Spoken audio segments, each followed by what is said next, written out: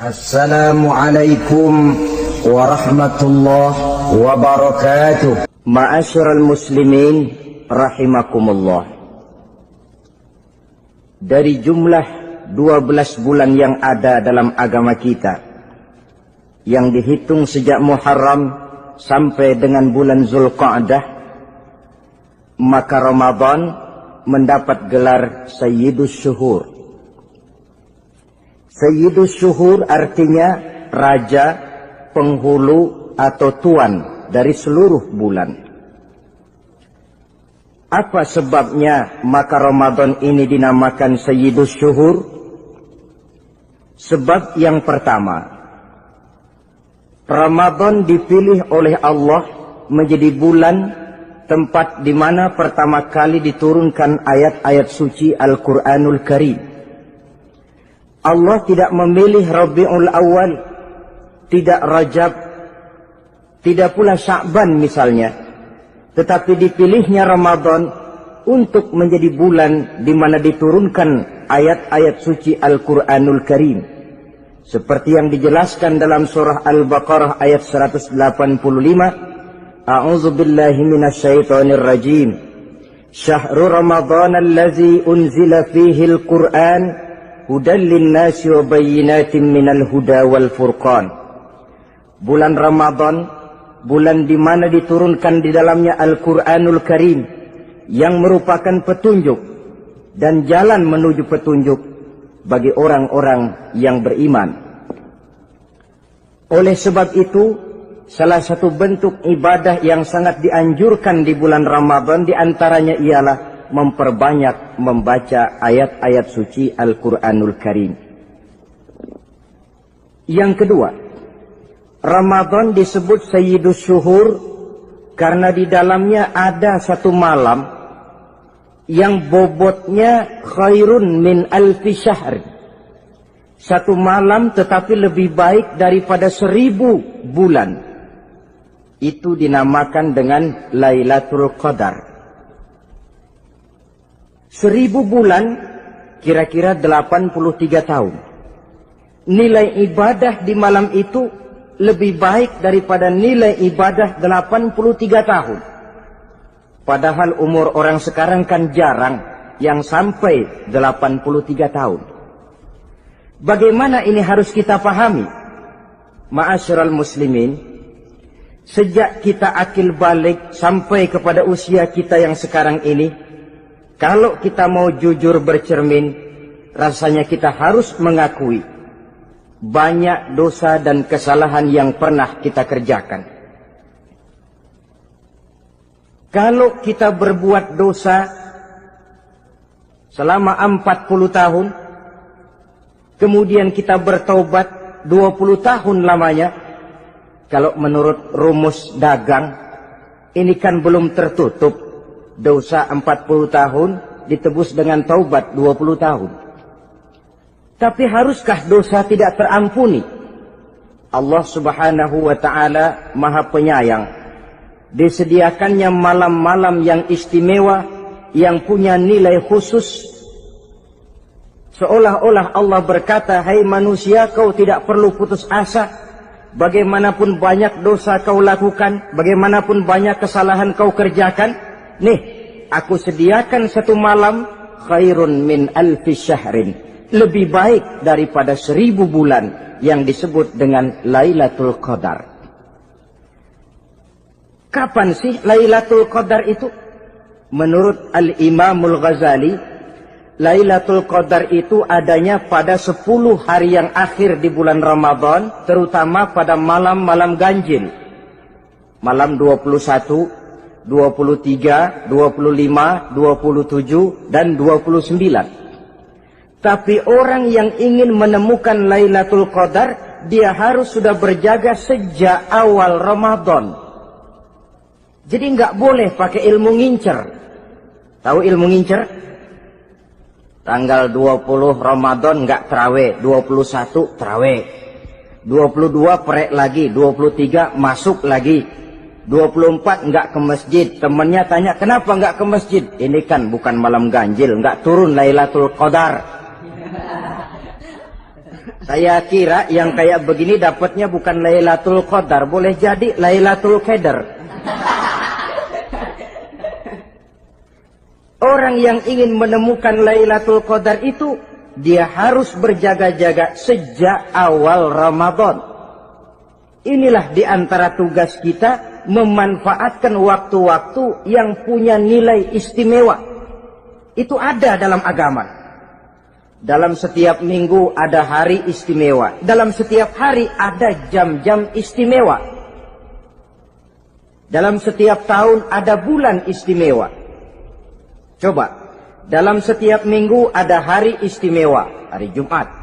Dalam setiap hari ada jam-jam istimewa, sepertiga malam yang terakhir. Antara jam 2 sampai menjelang fajar di kala subuh, itu saat-saat istimewa. Di samping saat istimewa, Allah pun menyediakan tempat-tempat yang istimewa. Solat di Masjidil Haram, pahalanya 100.000 kali ketimbang solat di masjid-masjid lain. Begitu di Masjid Nabawi misalnya, ini tempat yang istimewa.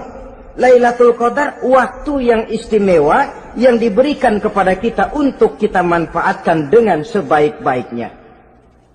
Toh dalam kehidupan bernegara saja misalnya, kan pada setiap tanggal 17 Agustus itu presiden memberikan grasi ampunan kepada para entah itu tahanan politik dan sebagainya. Ada yang mendapat potongan tahanan. Waktu-waktu yang istimewa. Inilah sebab kedua kenapa Ramadan dinamakan Sayyidus Syuhur. Sebab yang ketiga, Ramadan disebut Sayyidus Syuhur karena di dalamnya nilai kebajikan berlipat ganda adanya. Satu hadis menjelaskan, "Lau ta'lamu ummati ma fi Ramadan, latamannau an takuna as-sanatu kullaha Ramadan."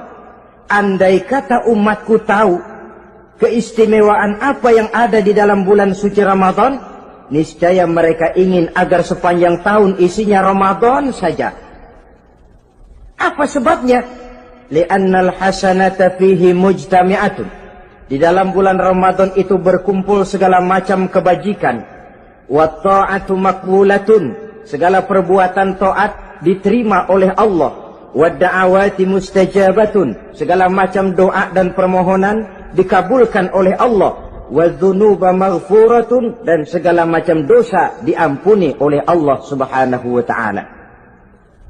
Berlipat gandanya nilai kebajikan yang kita kerjakan di bulan suci Ramadan.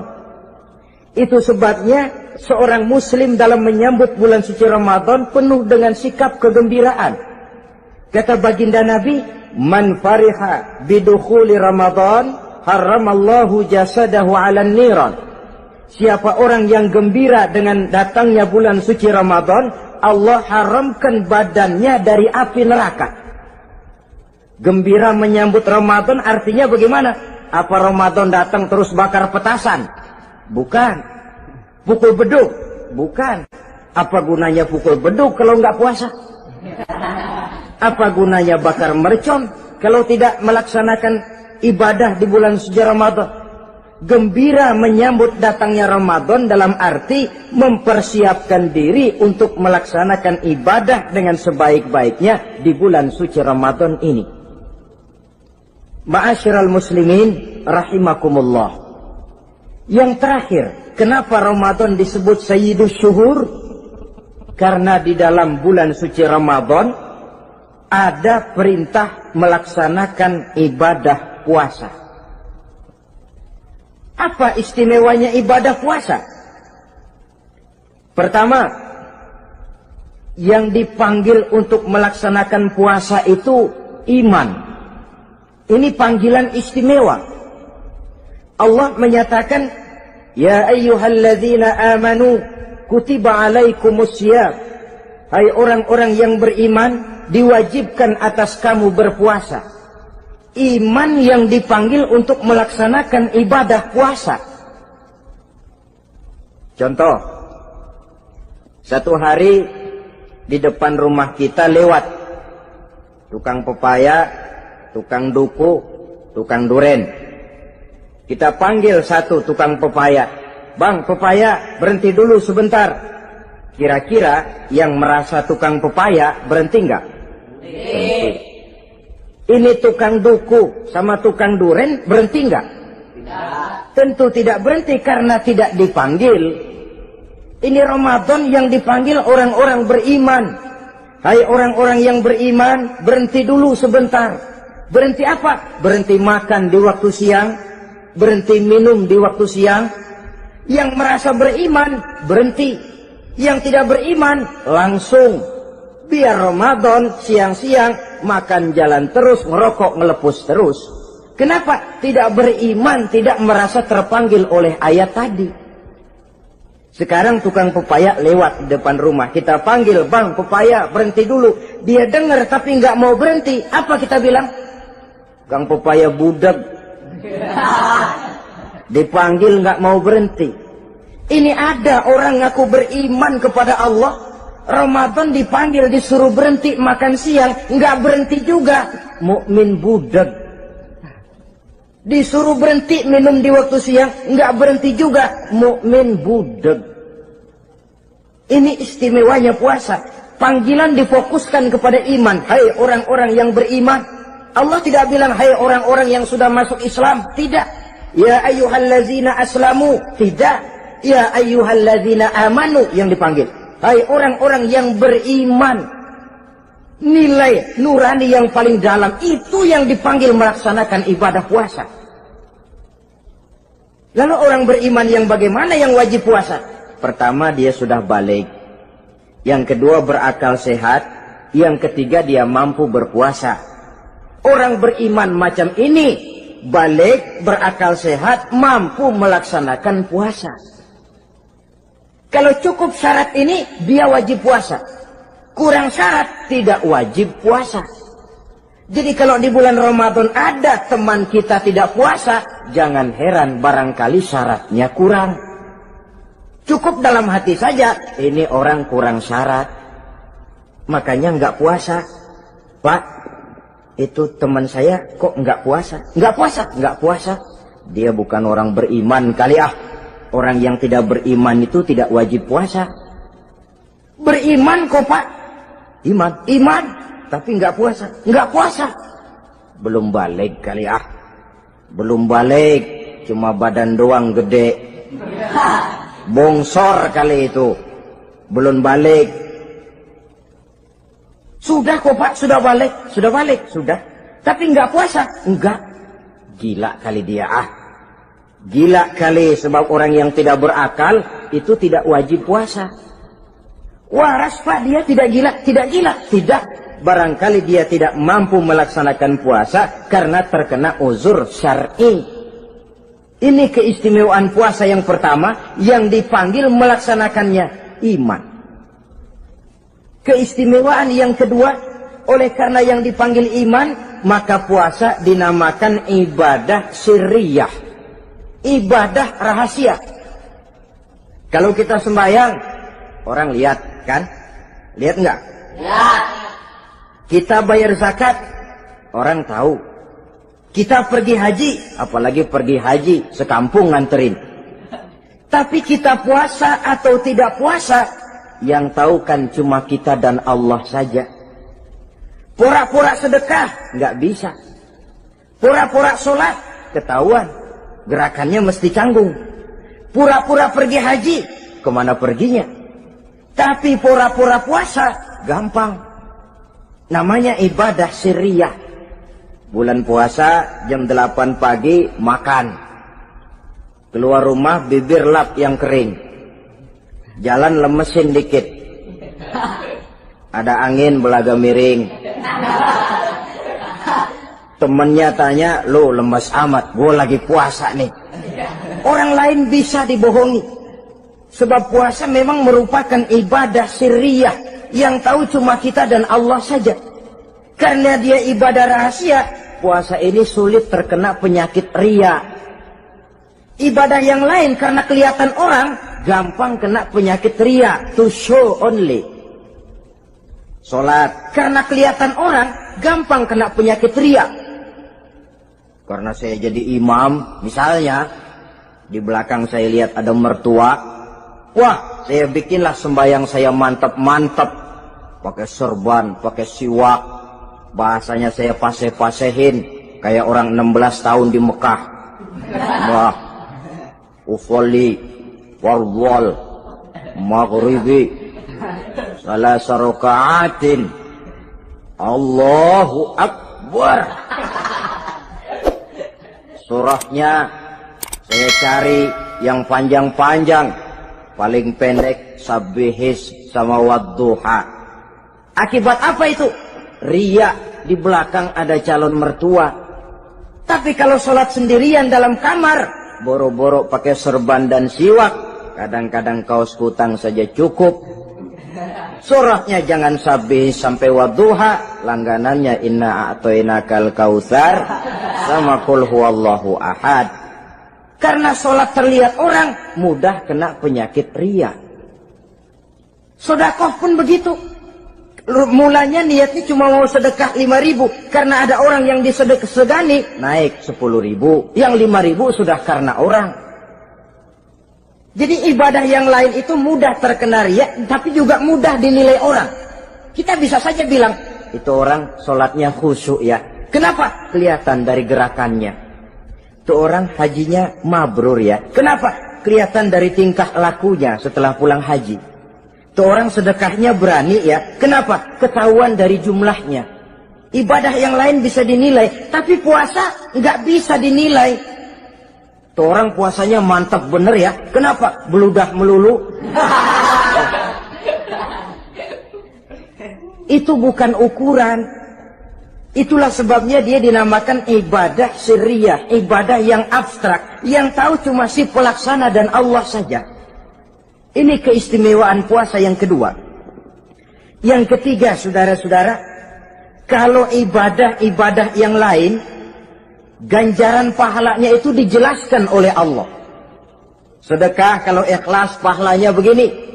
Haji kalau mabrur pahalanya ini. Sembahyang berjamaah pahalanya ini. Untuk puasa tidak. Puasa Allah cuma bilang as-siyamu li wa ana ajzi bihi. Puasa adalah untukku, aku yang akan membalasnya. Berapa besar balasannya tidak dijelaskan oleh Allah. Apa artinya ini? Kalau saudara kerja, mandor bilang, sampean kerja sama saya, gaji satu hari 5.000. Ketahuan kan, sehari 5.000. Kita bisa kong-kalingkong, ada mandor rajin, nggak ada mandor kendor. Pokoknya sehari 5.000. Tapi kalau mandor cuma bilang, kau kerja sama aku, soal gajimu nanti aku yang atur. Tidak dijelaskan berapanya, nanti aku yang atur. Ini kan mestinya kita kerja hati-hati. Sebab apa? Mungkin gaji kita lebih besar dari jumlah 5.000 kalau kerjaan memuaskan. Mungkin tidak digaji sama sekali kalau kerjaan berantakan. Tidak dijelaskannya pahala puasa menjadi sugesti bagi kita untuk melaksanakan ibadah ini dengan sebaik-baiknya. Mungkin gaji sangat besar, mungkin tidak digaji sama sekali. Sebab kata Nabi, kam min shaimin laisa lahu min siyamihi illa al-ju' wal 'atsh. Berapa banyak orang puasa, dia tidak memperoleh apa-apa dari puasanya kecuali lapar dan haus saja. Puasa sah, kewajiban gugur, nilai 0. Tidak dapat apa-apa kecuali lapar dan haus. Jadi inilah keistimewaan daripada ibadah puasa. Saudara hadirin yang saya hormati, kemudian apa sih perlunya kita melaksanakan ibadah puasa ini? Namanya syahwat. Kalau itu kita kendalikan, maka langkah hidup ini akan menjadi lurus karenanya. Benar kalau Nabi menyatakan, "Iza jaa Ramadan, futihat abwabus sama, wa ghulliqat abwabun nar, wa sufsidatis syayatin." Apabila datang bulan suci Ramadan, dibuka pintu langit, dibuka pintu surga, ditutup pintu neraka, dan diikat setan-setan itu. Siapa yang ikat setan? Puasa kita. Dengan puasa kita mengendalikan nafsu. Kalau nafsu kita kendalikan, setan nggak berkutik. Jadi yang mengendalikan nafsu itu nilai puasa.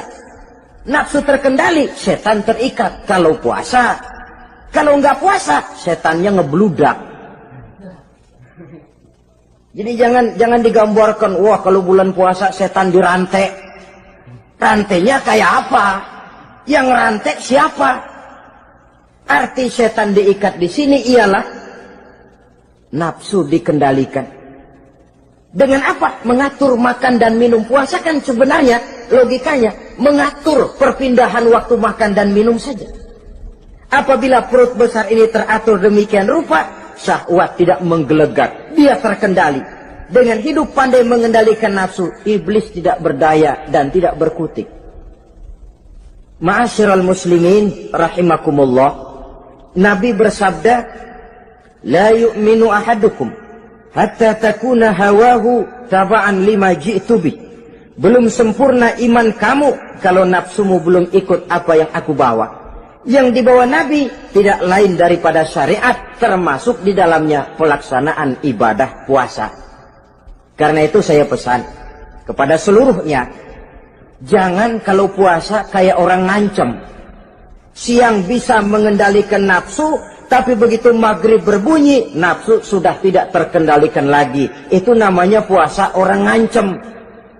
Kayaknya, biarin siang gua tahan, ntar lo maghrib. Begitu maghrib berbunyi, sudah macam bendungan pecah. Semua isi meja pindah ke perut. Akhirnya, kalau siang dia setengah mati kelaparan, habis buka setengah mati kekenyangan. Dua-duanya jelek. Kalau sudah kekenyangan, yang enak kan ngukur balik. Tidur. Maghrib liwat, isya out, trawek boten. Temennya nyamper ke masjid yuk, trawek duluan deh, gua kenyang bener nih. Kenyang. Berbuka itu yang bagus pakai etik ya. Etika buka itu, maghrib berbunyi, cukup seteguk air, 3 butir korma atau sepotong kue. Sholat maghrib. Selesai sholat maghrib, masuk ronde kedua. Waktunya agak panjang. Makan ala qadarnya. Selesai makan, berangkat ke masjid. Isya, tarawih.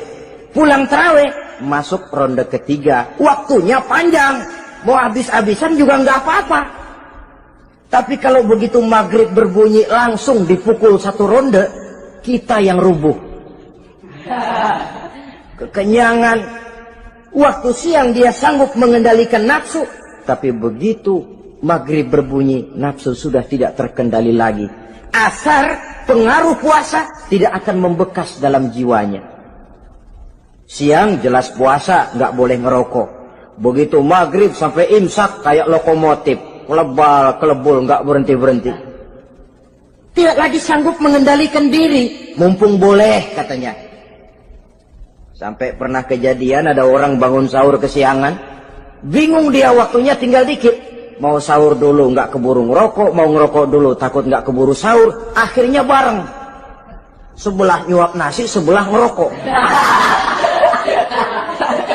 Itu macam mana rasanya kalau sudah kayak begitu?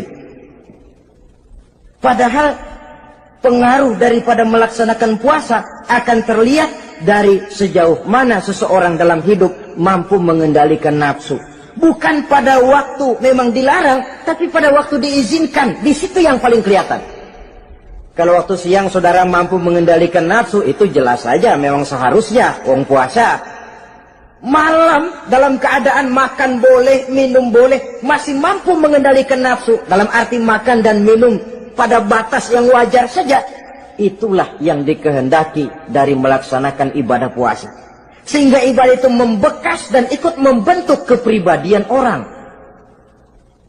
Sekali lagi, jangan cuma waktu siang saja bisa mengendalikan nafsu.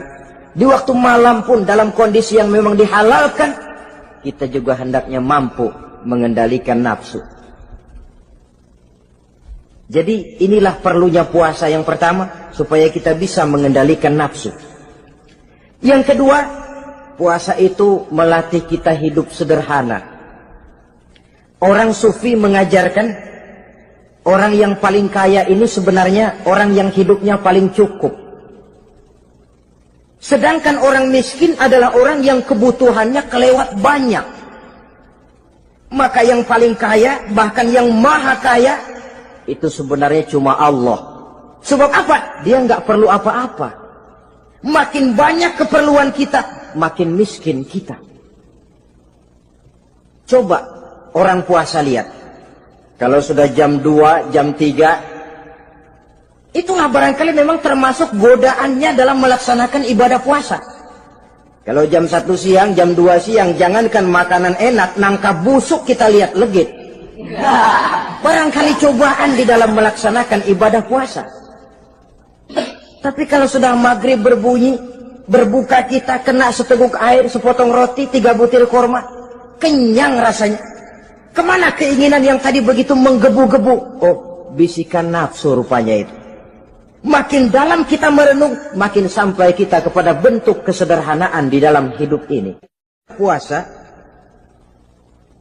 membentuk pribadi seorang muslim untuk jauh daripada sifat tamak bin rakus alias rakah.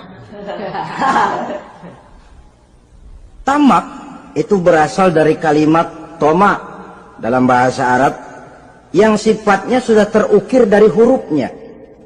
Huruf to, tengahnya bolong. Huruf mim, tengahnya bolong. Huruf ain, mulutnya mangap, perutnya gede. Jadi orang tamak macam itulah. Apapun yang diberikan Allah tidak pernah ada cukupnya dan tidak pernah ada syukurnya.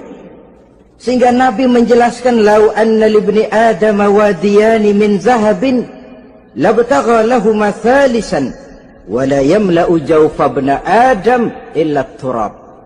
Andai kata manusia mempunyai 2 buah ladang yang seluruhnya emas, tidak usah kepalang tanggung, ladang emas, 2 ladang semuanya ladang emas, dia tidak akan puas, dia akan mencari lagi ladang yang ketiga. Wala yamla'u jawfa ibna Adam illa turab. Mulut manusia ini memang tidak akan pernah penuh kecuali kalau sudah diisi dengan tanah. Kapan diisi dengan tanah? Kalau sudah menghadap ke arah kiblat di liang lahat, nah itu baru mulut udah nggak ngerawil, diam, tenang, kalem, diisi dengan tanah. Dengan demikian kita lihat bahwa puasa makin kita hayati, makin dekat kita kepada kesederhanaan di dalam kehidupan ini. Islam tidak melarang orang untuk kaya, untuk punya harta. Yang dilarang ialah sifat rakus, serakah, dan tamak. Karena ini akan membuat orang melakukan segala macam cara, ingkar kepada nikmat Allah, tidak pandai bersyukur, pandangan matanya selalu diarahkan ke atas. Dikala hidupnya sudah serba cukup, dia masih merasa kurang. Sebab itu dia selalu kurang.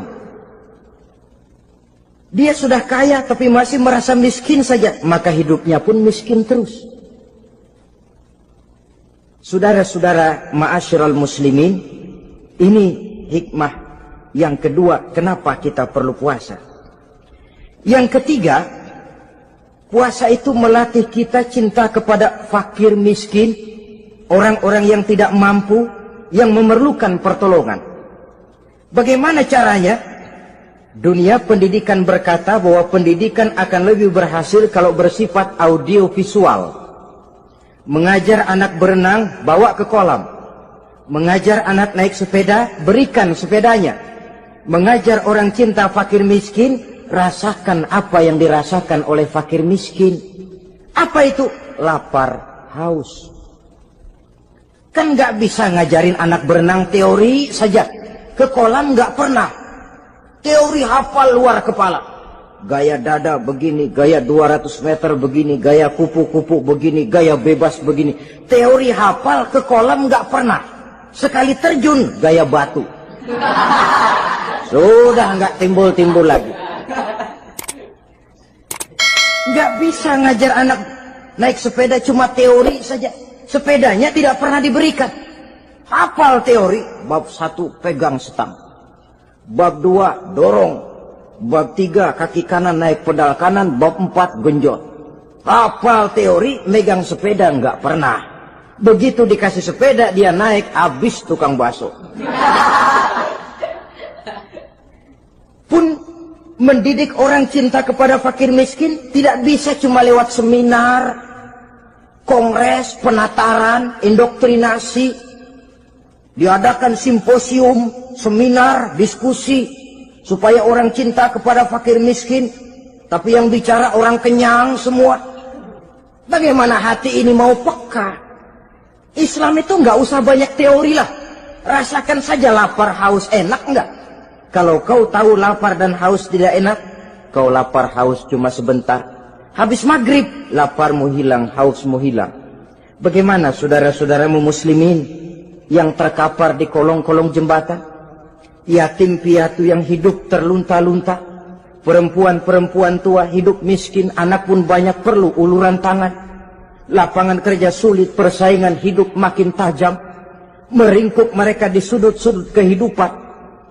Beratap langit, beralas bumi, tanpa tahu kapan hidup dan nasibnya akan berubah. Di situ pekaklah hati untuk hidup tidak cuma buat kepentingan diri dan perut sendiri saja, tapi mampu memberikan pertolongan sesuai dengan kemampuan kepada mereka yang memang memerlukan. Sebuah hadis menyatakan, irhamu ahlal ardi yarhamkum man fis sama. Sayangilah apa yang ada di permukaan bumi, nanti yang di langit akan sayang kepadamu. Si kaya sayang kepada yang miskin lalu menolongnya.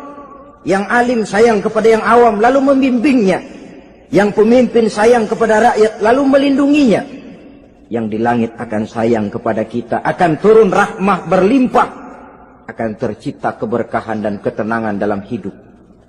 Tapi kalau sebaliknya, yang kaya malah nyantap yang miskin, yang pemimpin malah menggilas yang rakyat, yang alim malah membodoh-bodohi orang yang memang sudah bodoh, akan terwujudlah malapetaka. Bukan rahmah yang turun dari langit, tapi azab akan menimpa kita semua. Orang yang menghayati lapar, menghayati haus, akan timbul kepekaan sosial. Hidup tidak cuma untuk diri sendiri saja, tapi mampu melihat lingkungannya. Yang keempat, kita perlu puasa untuk menumbuhkan sifat jujur dan disiplin. Coba lihat, kalau tengah hari bulan puasa, andai kata saudara masuk ke dalam kamar seorang diri, saudara kunci dari luar, lalu saudara makan, tidak seorang pun tahu. Tapi kenapa itu tidak kita lakukan? Ada semacam perasaan malu. Malu kepada Allah. Iya, orang lain tidak tahu. Iya, manusia bisa saya bohongi, tapi Allah. Atau umpamanya waktu sholat zuhur, saudara sholat zuhur di masjid, umpama ketika ngambil air wudhu, giliran ke kemur, saudara korupsi dikit aja, telan. Jangan Nabi sumu tasihhu, berpuasalah kamu, badanmu akan sehat. Sebab apa? Saya katakan tadi, semua energi dihasilkan dari perut besar sini. Itu makanan yang kita makan, mulai dari keju sampai singkong, mulai dari hamburger sampai combro, masuk perut besar, digiling, lalu ditransfer ke seluruh tubuh oleh perut besar ini. Mekanisme kerjanya persis pabrik besar yang kalau kita hayati, Allahu Akbar, fatabarakallah ahsanul khaliqin. Ini tangan supaya kuat kerja perlu vitamin apa? Kirim ke tangan. Mata supaya awas perlu vitamin apa? Kirim ke mata. Bibir supaya nggak pecah perlu vitamin apa? Kirim ke bibir. Oleh perut besar ditransfer ke seluruh tubuh. Sisanya yang nggak perlu keluar jalan belakang. Kalau perut besar ini terus-menerus bekerja, ibarat mesin diforsir, dia akan cepat rusak. Maka datang bulan Ramadan, perut besar itu jangan terlalu diporsir, diberikan tenggang waktu istirahat, sehingga Nabi memberikan jaminan sumu tasihhu, berpuasalah kamu, pasti kamu akan sehat. Buktinya orang mati kelaparan banyak, tapi yang mati karena puasa, kalau puasanya betul, nggak ada. Maka Islam itu agama yang sesuai dengan fitrah, ya. Buktinya apa? Puasa wisol itu bukan saja tidak boleh, tapi haram. Puasa wisol artinya puasa nyambung. Dari pagi sampai maghrib, sampai malam, sampai besok pagi lagi, terus-terusan puasa, haram. Karena itu bertentangan dengan fitrah. Islam tidak cukup dari waktu imsak sampai datang waktu maghrib. Kenapa? Menurut perhitungan itu sesuai dengan daya kemampuan maksimal manusia. Sudah diukur itu. Allah yang bikin manusia kok. Jadi kalau Allah perintah puasa, itu sudah dalam kemampuan daya tampung dari kapasitas yang dimiliki manusia. Orang mati kelaparan banyak, yang mati karena puasa nggak ada. Belum pernah saya dengar ada warta berita, sari berita-berita penting dalam siaran ini, gara-gara bulan puasa orang Islam pada mati. Nggak ada. Yang mati kelaparan banyak, tapi yang mati karena puasa tidak ada. Nabi menjamin sumu tasihhu, berpuasalah kamu, pasti badanmu akan sehat. Ma'asyiral muslimin, kalau sudah tahu kita apa perlunya kita berpuasa, pembicaraan akan saya lanjutkan bagaimana seharusnya kita puasa. Puasa yang ideal itu yang bagaimana? Al-Imamul Ghazali menjelaskan, orang yang puasa itu ada 3 macam.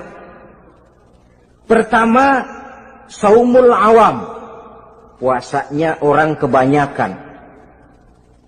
Orang macam ini merasa sudah puasa asal tidak makan, tidak minum, puasa sudah. Pokoknya tidak makan, tidak minum, itulah puasa. Ini puasanya orang awam. Matanya tidak pernah puasa, kupingnya tidak puasa, kakinya tidak puasa, tangannya tidak puasa. Ini puasa orang awam, kebanyakan. Hasilnya tidak mustahil seperti yang dikatakan Nabi tadi. Berapa banyak orang puasa tidak mendapat apa-apa dari puasanya kecuali lapar dan haus. Puasa sah, kewajiban gugur, nilai 0. Kan rugi ibadah semacam itu. Sebab jangan lupa, yang membatalkan itu kan 2. Ada yang membatalkan pahala puasa, ada yang membatalkan puasa. Bedanya apa? Kalau puasa batal, pahala jelas batal. Tapi kalau pahala yang batal, puasanya mungkin sah, kewajibannya gugur, tapi pahala tidak ada. Kalau yang membatalkan puasa sih umumnya kita bisa jaga itu. Sebab apa? Masalahnya konkret, kelihatan. Apa yang membatalkan puasa? Misalnya makan dan minum yang disengaja walaupun sedikit, batal. Sedikit tapi sengaja tidak mengenyangkan, batal. Mamanya pentol korek yang kecil itu, sengaja telan waktu puasa, batal. Kan sedikit pak, nggak kenyang kok. Sengaja itu yang bikin batal. Tapi kalau tidak sengaja seperti lupa, itu tidak batal. Misalnya hari pertama puasa, di sembahyang subuh tidur, bangun jam 8, lupa kebiasaan, langsung aja nyerbu ke dapur.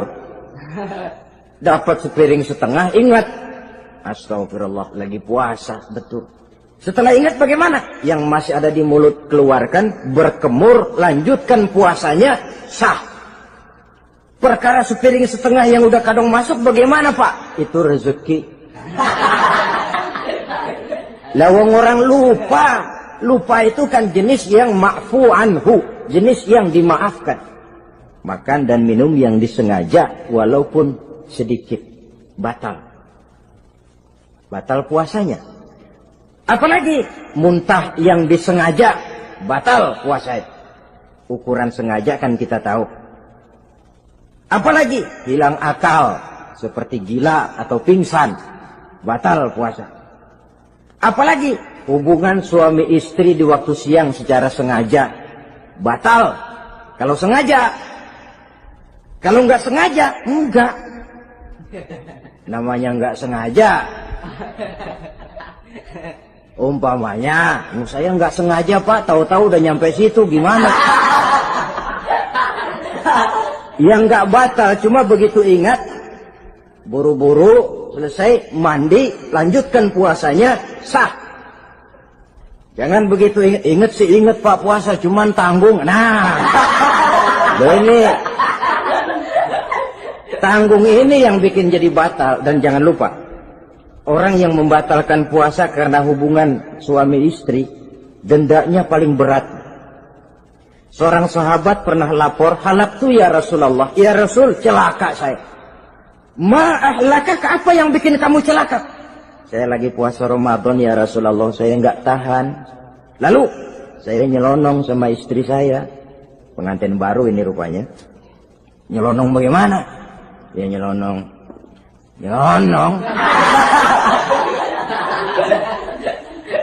Melanggar dia, tapi jujur, lapor. Kata Rasul, ya sudah, bayar dendanya. Dendanya apa ya Rasulullah? Bebaskan budak. Aduh, saya nggak punya budak ya Rasulullah. Tidak punya? Tidak punya. Puasa 2 bulan berturut-turut, tidak boleh diselang-seling. Syahraini mutatabi'aini, 2 bulan berturut-turut, tidak boleh diselang-seling.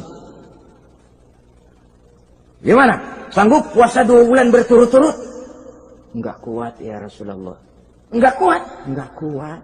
Ramadan yang sebulan aja saya nyelonong, apalagi 2 bulan. Kalau kau tidak kuat juga, beri makan 60 fakir miskin, 1 orang 1 mod ya Rasulullah. Apalagi jangan memberi makan 60 fakir miskin. Istri saya di rumah sehari masak, 3 hari libur. Saya orang susah ya Rasulullah. Saya pikir lagian ya orang kebangetan juga, sudah melarat sama larangan berani. Rasul masuk ke dalam kamar, keluar kembali bawa sekeranjang kecil kurma. Kalau kau tidak punya apa-apa, bawa pulang ini. Sedekahkan kepada orang-orang miskin di kampungmu sebagai pembayar dendamu. Ya Rasulullah. Apalagi di kampung saya itu yang paling miskin saya. Waduh, rusak bener ini orang. Apa marah Rasul? Beliau malah senyum. Ya sudah, kalau memang yang paling miskin kamu, bawa pulang saja itu kurma, beri makan anak istrimu di rumah. Orang ini udah melanggar larangan, dapat kurma lagi. Yang kedua, watak hukum Islam itu elastis, fleksibel, tidak kaku. Tidak kalau sudah begitu ya mesti begitu, itu tidak. Yang sering kaku kan kitanya umat Islam di dalam memahami Islam.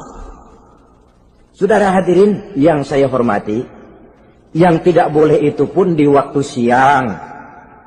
Kalau malam sejak maghrib sampai sebelum imsak, pada awal perintah puasa tidak boleh. Tapi ternyata banyak juga yang nyerempet-nyerempet. Sampai Allah turunkan, uhilla lakum lailatas siyami arrafasu ila nisaikum.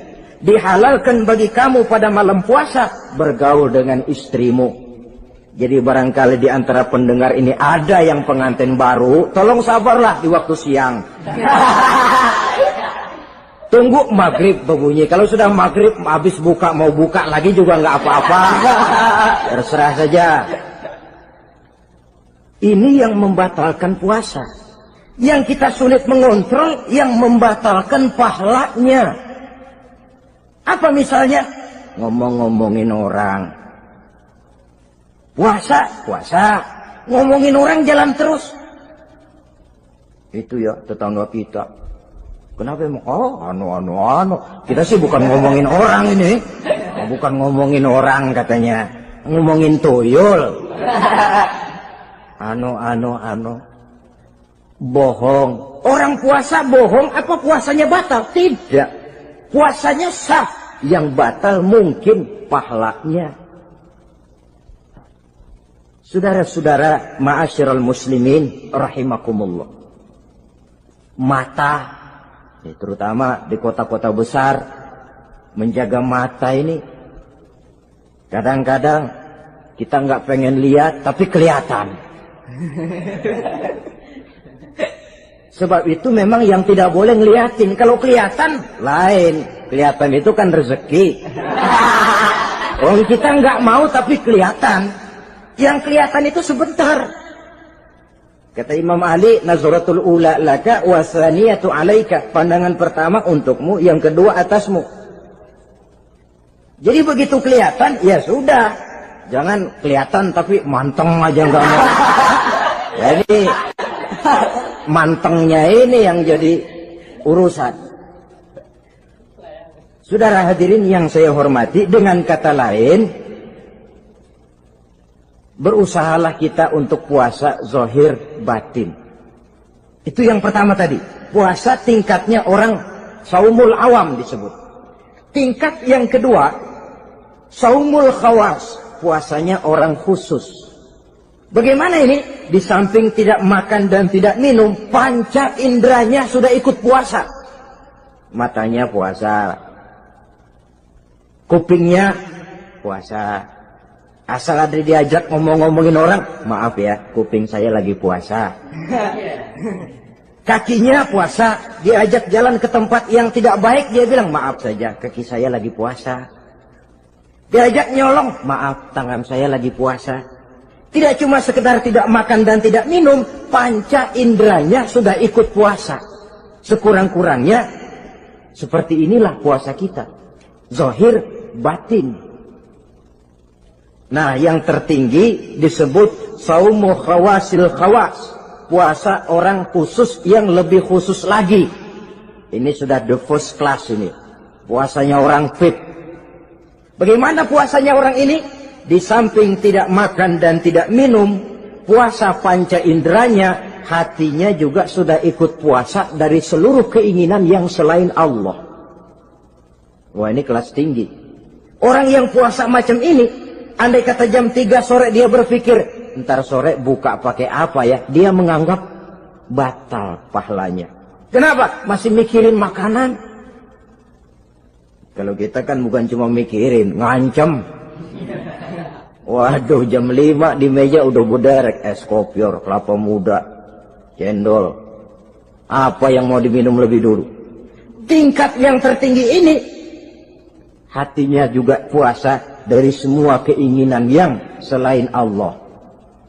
Idealnya, sekurang-kurangnya kita puasa zahir batin. Zahirnya menahan diri dari yang membatalkan puasa, batinnya mencegah diri dari yang membatalkan pahala puasa kita itu.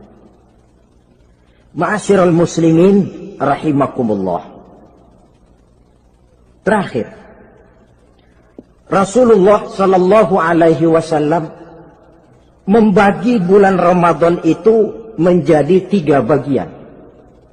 Sepertiga yang pertama, tanggal 1 sampai 10 Ramadan, masa turunnya rahmah. Turunnya kasih sayang Allah. Kalau istilah sepak bola, tanggal 1 sampai 10 Ramadan ini disebut babak semifinal. Babak penyisihan. Sepak bola itu kalau baru tingkat babak penyisihan, pesertanya banyak. Seluruh kesebelasan turun bertanding. Babak penyisihan.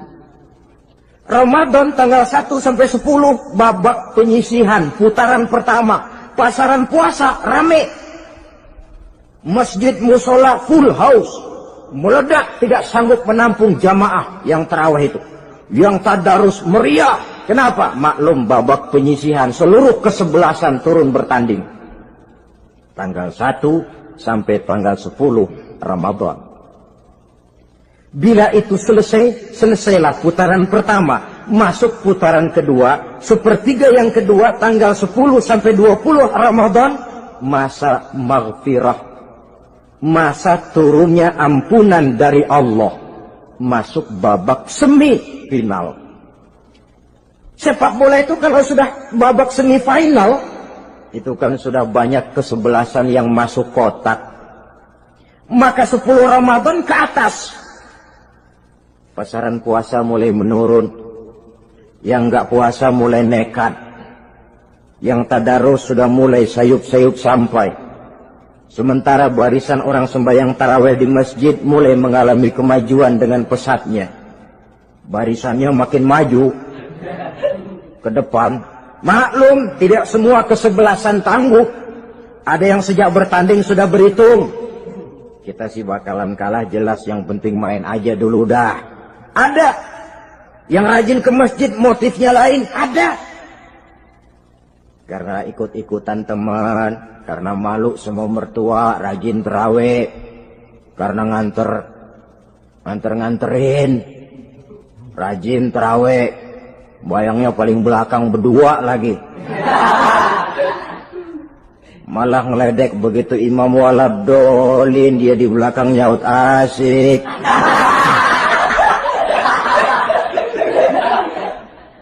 Yang kayak begini ini sudah nggak bakal tahan lama. Akan gugur di babak semifinal. Puncaknya, putaran terakhir, tanggal 20 sampai akhir Ramadan, masa itkun minan nar, masa pembebasan dari api neraka. Masuk babak final. Kalau sudah babak final, ya pesertanya nggak banyak sudah. Ramadan tanggal 20 ke atas babak final. Pesertanya nggak banyak. Sebab apa? 20 Ramadan ke atas pikiran orang sudah bercabang itu. Yang punya kampung sudah siap-siap mau pulang mudik. Lebaran di buah kampung. Puasa ke enggak, yang penting pokoknya lebaran. Yang pegawai negeri